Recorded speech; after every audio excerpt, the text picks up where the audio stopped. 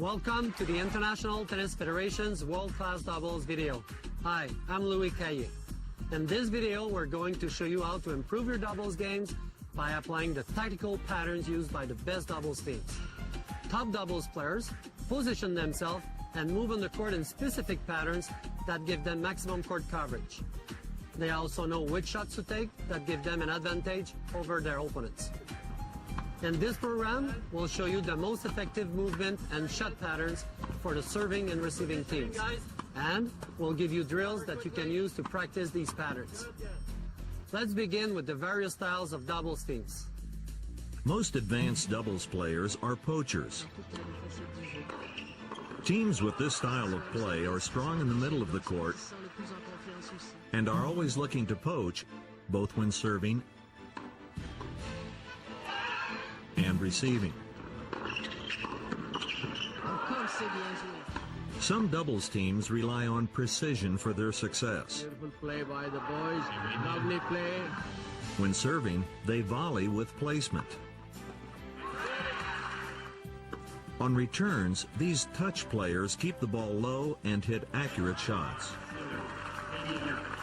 Some tennis teams can be characterized as hard hitters.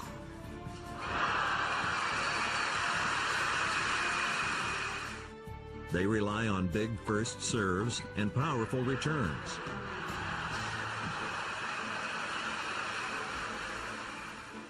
While these different styles of play are very effective, the most successful doubles teams in the history of the game possess an all-around style of playing. They have great court movement and are able to poach, place, and drive their shots. If you follow the patterns and drills presented in this tape, you'll be able to develop a complete game that will be effective no matter what styles your opponents play. We'll begin with the patterns for the serving team.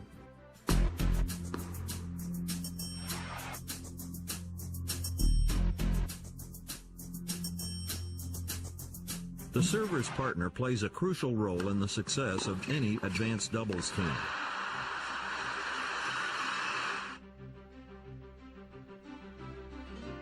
His positioning allows him to cover the greatest possible territory at the net. This positioning also allows him to poach cross-court returns and to fake poaching, which can create uncertainty and mistakes on returns. The server's partner must learn where to stand and where to move in order to be able to cover returns of wide and tee serves. Coach Cayer now demonstrates the net coverage of the server's partner using ropes to show the angle of service returns. So if the serve is wide, if you go in this position right here, you will see that with the step out, you can reach that ball easily or reach that ball easily, that pass over that marker. And you could see over there on the arranged marker, on this side it will be all your ball, on that side it will not be your ball. Excellent. That's it. So you see you can cover that territory easily. Now on a tee serve, if the guy hits on your side, if you're over here, you'll see with the step out, it's very easy to handle the ball. And if you go on this side, now this is your new territory to cover. And look, it passed over the same orange cone, which means everything on this side is your ball now, and on that side it's not. Okay? Good. Excellent. So everything is fine, so now let's train it. The server's partner can practice net coverage on wide and tee serves with this progressive drill. It begins with basket feeds, progresses to live feeds, That's it, open court volley, excellent. and ends with cooperative points being played. Blue markers are placed at the net, identifying the positions the server's partner should take when the serve is wide, and red markers are used for down the tee serves. Another marker is placed at three-quarter court to help the net player understand which returns he must be able to volley. The coach begins the drill by feeding balls between the alley and the three-quarter court marker. Very good. Nice play. The server's partner stands in the middle of the service box, then moves to the blue marker on a wide serve, and to the red marker on a tee serve. First round. Players are instructed to volley through the middle of the court, Excellent. between the two opponents on a wide serve, Good. and volley to the open court behind the receiver on tee serves. Excellent. Next, the coach feeds balls from two different locations to simulate returns of wide or tee serves. Very good. The drill now progresses to more realistic training, with the player serving and a receiver hitting returns toward the area covered by the server's partner. That's it. Open. If the server's partner is unable to reach the ball, he looks back to see if the ball passes inside or outside the territory identified by the marker at three-quarter court. Good. So it's not your ball. Very good. Finally, there is cooperative live play, where the receiver hits returns between the alley and the three-quarter court marker. Perfect. The serving team decides where the serve will go. This allows the server's partner to move to his proper positioning at the net at the sound of the serve. When the return is cross-court, the server's partner should move diagonally back toward the middle of the court, closer to the server. If the server chooses to volley down the line, this position protects the middle of the court.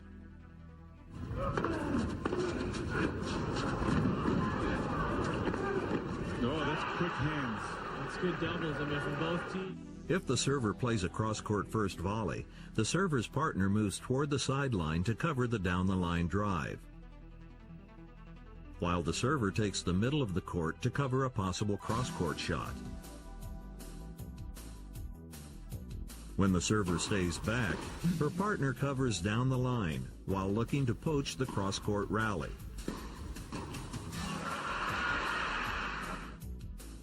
Top doubles servers mix up their serves so that the receiving team cannot anticipate the type of serve or its placement on the court. Good servers also try to get 80% of their first serves in, and will serve and volley on both the first and second serves. After serving, the movement pattern for the server is to come to the net in a straight line. This is done because, as we've just learned, the territory covered by the server's partner is the same at three-quarter court regardless of the placement of the serve, whether it's down the tee or wide.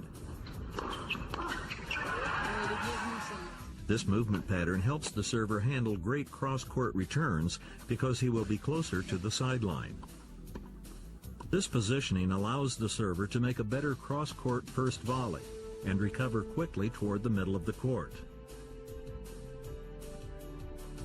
When the server comes to the net, he will decide which volley to make based on the different positions and movements of the receiving team.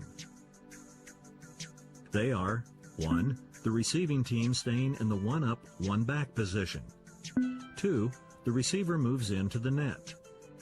3. The receiving team stays back. 4. The receiver's partner moves forward. 5. The receiving team poaches. And 6. The receiving team moves forward.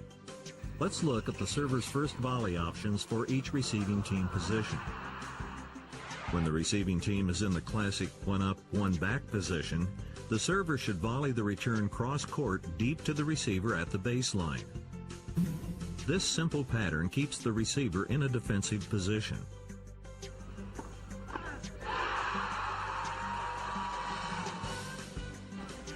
However, if the return is high, the server should keep running forward and punch his volley to the receiver's partner at the service line.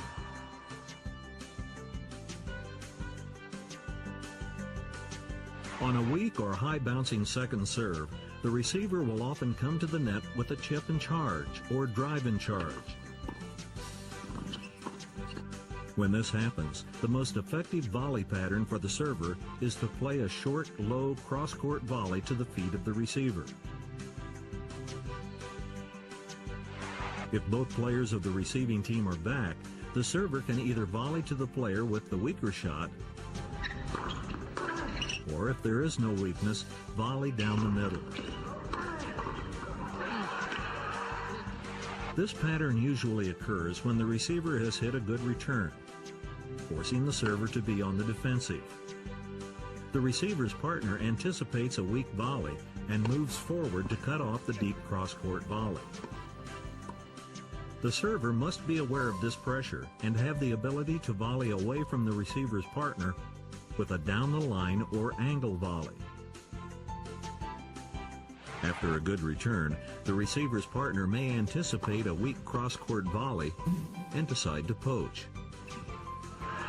The server must be aware of the opponent's poach and should volley down the line. When both players on the receiving team move forward, the server should focus on either hitting an angle volley, which would neutralize both players, or he could hit a lob volley down the line to wrong foot the team. The first volley decision drill helps the server choose the best volley to make, based on the 6 previously demonstrated positions and movements of the receiving team.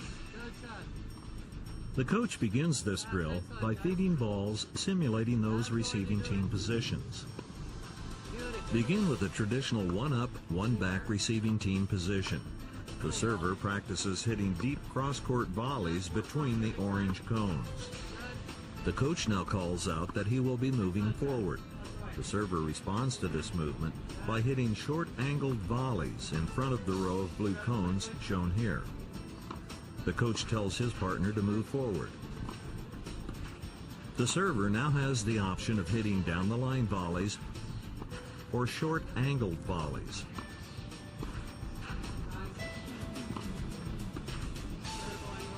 The coach and his partner both move toward the net. The server then practices angle volleys or lobs over the receiver's partner. Perfect. When the coach instructs his partner to poach, the server practices volleying down the alley. The coach and his partner now both stay back. The server reacts by hitting deep volleys between the receiving team or short volleys to the open court. Finally, the coach mixes up these 6 receiving team positions and movements. The server must make the appropriate volley decision. Yeah, excellent. The first volley decision drill now progresses to live feeds. The receiving team selects which formation to use, and the coach provides feedback on the server's volley decision.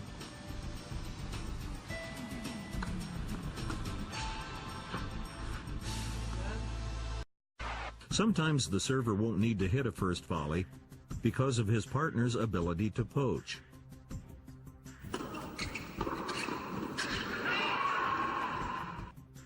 There are 3 types of poaches: reaction, anticipation, and command or signal poaching. The server's partner poaches by reaction when he sees a defensive return and reacts by crossing and volleying at the receiver's partner. On low returns, the server's partner should hit a low angle volley at the receiver who is positioned at the baseline.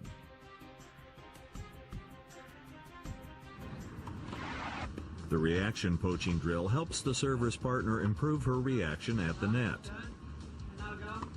The coach mixes up 3 types of feeds. Some challenging the area identified with the marker at 3/4 court that must be covered by the server's partner, great cross-court shots that can't be poached, and finally cross-court floaters for players to poach.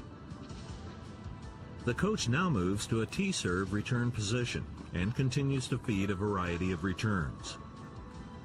When the server's partner is unable to get to a return, she looks back to see if the ball passed inside or outside the marker at 3/4 court. Drive returns passing outside the marker are not her responsibility. This drill develops the skill to poach any defensive cross-court returns. Advanced doubles players often poach by anticipating cross-court returns. They are able to do this effectively by studying the technique of the receiver on different types of serves. They also consider the tactical tendencies of the receiving team before poaching by anticipation. When the server stays back, her partner looks to poach the cross-court rally. She will move to the middle of the court while facing the net to volley either backhand or forehand. Poaching is most effective when the decision to poach and the location of the serve are decided before serving. This allows the server to change side, knowing that his partner will poach.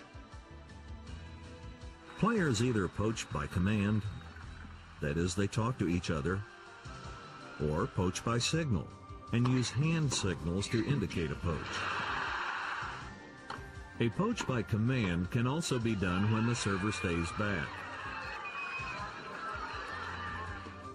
Poaching by command is safer than by anticipation, as the server crosses to play a possible down-the-line return. For the poach to be successful, both the server and his partner must understand the new territory that each has to cover when they poach on wide or tee serves. Coach Cayer now demonstrates where the server and his partner must be positioned when poaching. When you serve wide, like this, and you change side, now it's very important, so watch. If I go here, I don't want to have to cover balls further than that reach. Therefore, what does it mean? It means that the net player has to cover from this target to an angle shot here. So therefore, the position is right here. So you go like this, and you just face the net, ready to make a forehand volley or ready to make a backhand volley. So on a tee serve, now when you're here, you have to cover all the cross-court return, but you don't want to have to deal with this shot that goes through the middle. So you see the red cone there? So you as the net player, when you move, you have to be sure you come over here in order to cover that down middle shot and also easily the nice angle return. The command poaching drill helps the server's partner practice correct poaching positioning and movement. The coach begins feeding balls from a wide serve return position. Blue cones have been placed on the court to indicate the territory the poacher must be able to cover. The blue flat marker shows the middle point between the two cones. Players first move toward their normal positioning, then quickly move laterally while facing the net, which allows them to hit either a forehand or backhand volley. The coach now moves to the tee serve return position and feeds balls to the players poaching. Red cones are used to show the poacher's territory that must be covered. The red flat marker indicates the middle position between the cones. The server's partners continue to practice their poaching movement facing the net. The command poaching drill now progresses to live points, where the serving team plays points mixing up wide and tee serves. The serving team talks or uses signals to communicate if they will poach.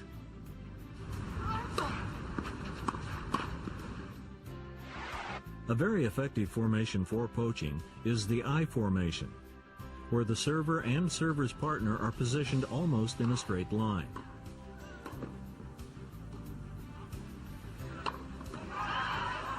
This formation puts pressure on the receiving team because the net player can easily move to either side to intercept the return. There are several variations when using the I formation.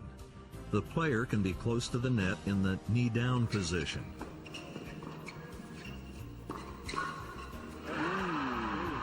Or standing up farther from the net, but ready to move forward to intercept the return and assume proper court coverage. The key to using the I formation successfully is for each player to know how to cover their areas of responsibility. Coach Cayer now demonstrates the areas the server and his partner must cover when using the I formation. When you serve from there, and I'm doing the I formation, if it's a wide serve and I go to the right, then I will take my normal position at the net on a wide serve, because you're on the left side and I'm on the right side. Now, if it's a T serve and I move to the right again, then I will take the usual net position when you serve T, which is right here. Now, if we decide to cross, so like if we're crossing, now I want to go left, we have seen on a wide serve that if I poach, I don't have to go further than that. So I will fake and just be here, and from here I can cover all the angle return. Okay? Now if it's T serve, and I'm changing and you're crossing, then I have to take my poaching position and just come here to take a middle shot and to take the angle shot. So when you move right, you take the normal serving position. When you move to the left, you take the normal poaching position. The I formation drill allows the serving team to practice movement patterns for each type of serve and poach in the I formation. The drill begins with the server hitting T serves and her partner moving to the correct position and volleying the return. The T serve should be used around 70% of the time with the I formation, because the net player has to move only one step from his middle position to get to either of the red markers. The server now hits wide serves, and her partner moves to the correct position and volleys the return. The drill now progresses to live points. Players should decide their poaching movement through command or signal. On second serves, players may choose to return to their normal serving positions.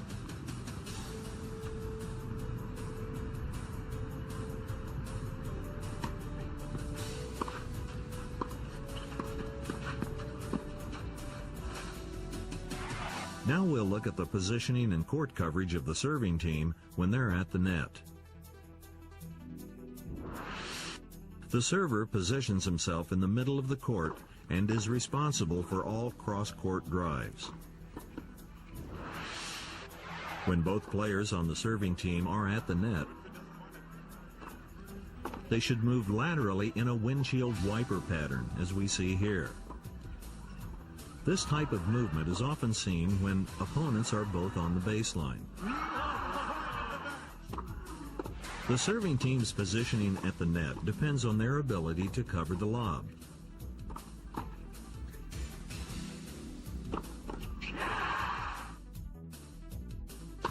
No matter who chases the lob back, the other partner needs to retreat to the baseline to defend against a potential smash from the opponents. After a cross-court volley, the server needs to recover toward the middle of the court. This positioning allows him to cover all shots passing through the middle. Coach Cayer now demonstrates the correct court coverage when the serving team is at the net. If you stay here, you see a great angle shot pass just beside you, so you're too close over there. So you can be in the middle, which puts you stronger over there. And now if you move forward like this, you see that you can cover every angle shot. So we don't want to move to the outside. So because of that, I will put like a kind of a mini wall there. So instead of moving like this, we're gonna move forward on the angle shot. Okay, and every ball through the middle will be taken by me, and you take it down the line. The serving team can practice their court coverage at the net with the at-the-net movement drill. Good one. The server moves toward the net and simulates hitting a first volley cross-court to the receiver. The receiver returns this volley either to the middle of the court or down the line. Now hit down the middle. This drill gives the server practice in taking shots hit down the middle of the court and moving forward to intercept cross-court shots.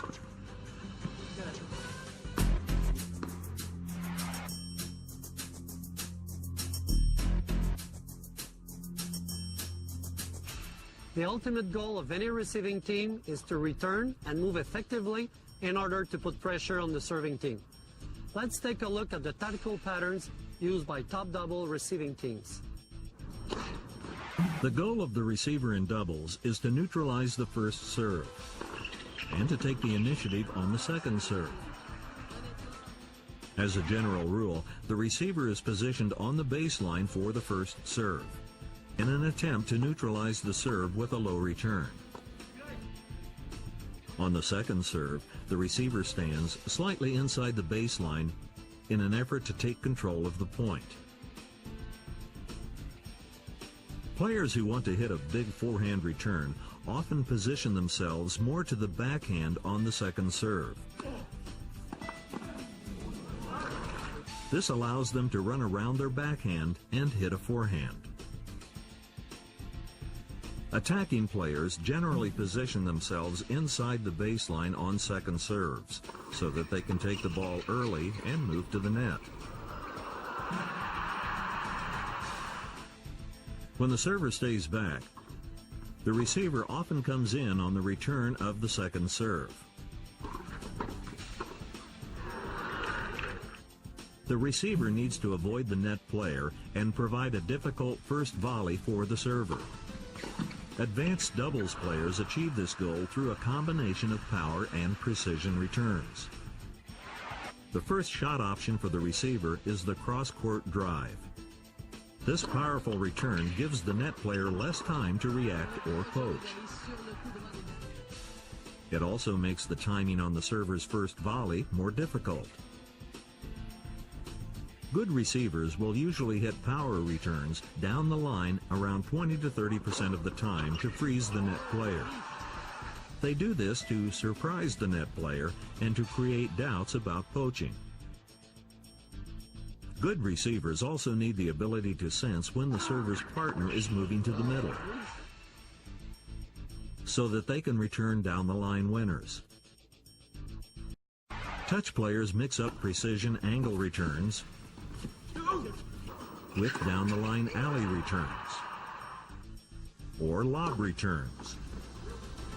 These return options keep the ball away from the net player and create a high level of uncertainty on the serving team. When you're returning against the I formation, it's preferable to return more often down the line both on tee and wide serves. Coach Cayer now demonstrates the correct positioning for returning against the I formation. So when you do the I formation and you serve tee, the best return to do will be based on that logic. If the ball is at cross court and the player chooses to go there, he has the full empty court like this. So that's not the best return. What you should do 70% of the time is to it down the line, because if the guy went there, the ball will get back to the player and play can keep on. So, okay? So, I formation, return down the line. And that's true on tee or wide serve. After the server's first volley, both players on the serving team are usually at the net. When the receiver stays back, he has several ground stroke options. After the return, he will often hit between the two players at the net.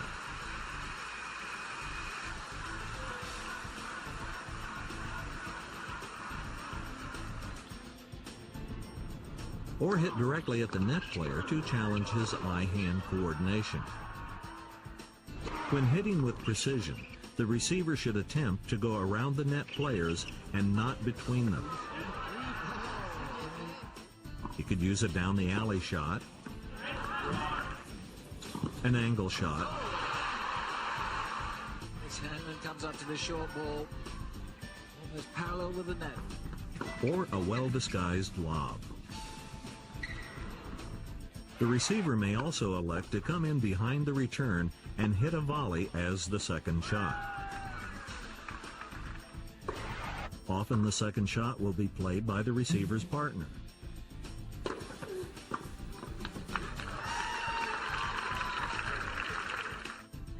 If the receiver's return is weak, the receiver's partner is put into a difficult volleying situation called the hot seat.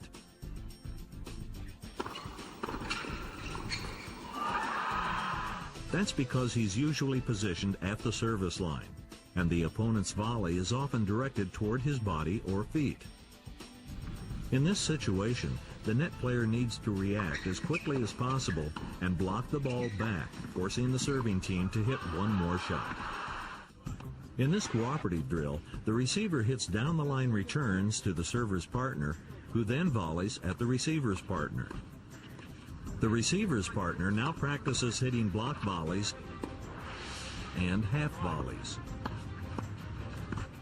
Next, the receiver returns cross-court, and the server's partner poaches at the receiver's partner. This drill helps players practice defensive volleys. It also helps remove the net player's potential fear of being hit by a ball at close range. It's difficult to beat the serving team when they're well positioned at the net. Therefore, after a good return, the receiver's partner should move forward quickly to put pressure on the first volley and create errors. Coach Cayer now demonstrates the correct positioning and movement of the receiver's partner. So when there's a nice return of serve cross-court, the server is struggling, then you move forward like this. Like this, you put a lot of pressure. You still can cover the line, but with just a little crossover, look how much you put pressure. She has to always volley away like this, never ball in the middle. So that's why there's a red marker there, and we're going to cover all this court by moving forward and being very, very strong in your territory. In the moving forward drill, the server's partner practices hitting volleys when moving forward. The coach simulates a low first volley after a good return by kneeling down and feeding balls to players as they move forward. Feeds should be made between the alley and the three-quarter court marker. This is the area the receiving team must cover to put pressure on the server's first volley. After players are able to successfully protect their territory at the net, the coach mixes up his feeds. He now mixes in some easier balls, away from the players, that can be put away. This mixed feed not only helps players improve their poaching skills, but also their ability to react quickly and make good poaching decisions. In advanced doubles, the receiver's partner may poach on the server's first volley to place additional pressure on the serving team. Poaching may be done by reaction, anticipation, and by command or signal. Poaching by reaction often occurs after a power return, when the server is forced to hit a block volley cross-court. The receiver's partner reacts to this defensive shot, moves forward, and poaches. When the server stays back, the receiver's partner moves forward and is ready to poach a weak cross-court shot. The receiver's partner poaches by anticipation when he believes that there will be a defensive cross-court volley. Players look for specific technical cues or tactical situations to help them anticipate weak volleys that they can easily poach. When the server stays back, the receiver's partner moves forward to anticipate a cross-court shot. Poaching by command occurs when the receiver and his partner agree to poach after a power return, or on a return of a second serve down the tee, which facilitates the crossing action of both players. This type of poaching puts constant pressure on the serving team and is an essential element in breaking the opponent's serve. The usual positioning of the right-handed player is in the deuce court, with the left-hander in the ad court. This is done primarily because it gives the doubles team an advantage on the second shot by using the forehand to reach difficult shots, or power forehands on easy second shots.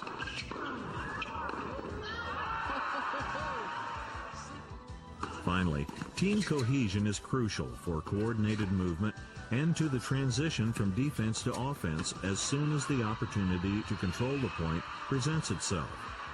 Doubles requires creative play and makes for very exciting tennis. Practice these important movement and shot selection patterns and enjoy your doubles.